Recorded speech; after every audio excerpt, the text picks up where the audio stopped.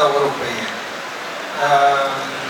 عشان اخش او اقتنع بموضوع العربيات الكهرباء عديت بحاجه اسمها هايبريد اللي هي كانت البي ام دبليو اكس ام.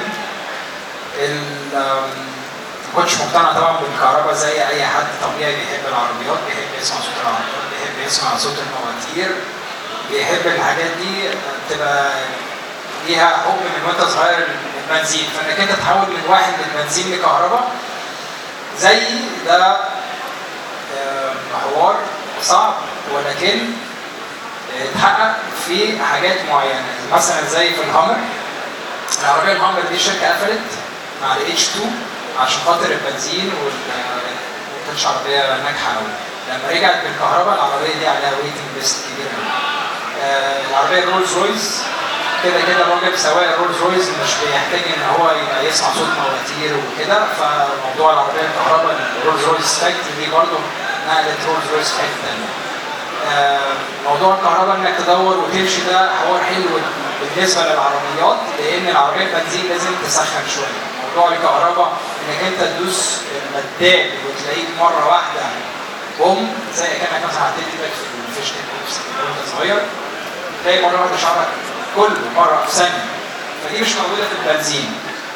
الحاجه الوحيده اللي لسه انا مش لاقيها في الكهرباء وشكلها جايه في السكه هو انك انت تقف تمون في 10 دقيقتين وتمشي، دي مش موجوده. فالعربيه الكهرباء لسه بالنسبه لي انا مش اعتماديه في السفر، ولكنها اعتماديه جدا جدا جدا جدا جوه البلد، ولو انت عارف انت رايح فين وجاي فين. لو حصل لك بقى مشوار ثالث في النص فمش هتكون احسن حاجه، ولكن مع الوقت انا متاكد ان هم هيحلوا دي. تقريبا شركه سامسونج بتعمل بطاريه كده بتتشحن في ثانيه الا ربع وتمشي على طول.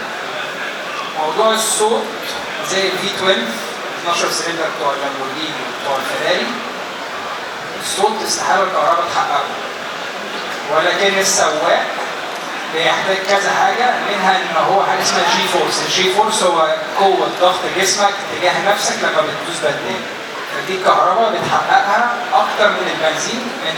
من تجربتي الشخصيه مع العربيه اللي اسمها اللوتس، العربيه دي 908 حصان اسمها الترا ار، دوس بنزين بتعمل كده. في ناس نزلت معايا رجعت، في ناس نزلت معايا قالت لي انا مش هركب معاك تاني، في ناس انا مره ما كنتش واخد بالي دوست بنزين خبطت رقبتي وانا المفروض ان انا متعود على الحاجات دي.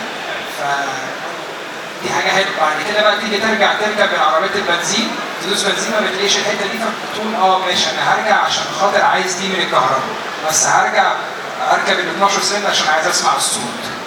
دايما هيكون الاول كان صفر، كان مفيش كهرباء.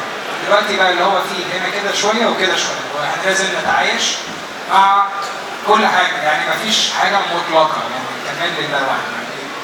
دايما هتلاقي حاجه هنا مش موجوده، ايوه دايما هتلاقي حاجه هنا مش موجوده هنا وحاجه هنا مش موجوده هنا. بس من وجهه نظري الكهرباء اللي انا ما كنتش مقتنع بيها دلوقتي بقت بصراحه في حته ثانيه ولسه رايحه حته ثانيه، فمتشكر جدا جدا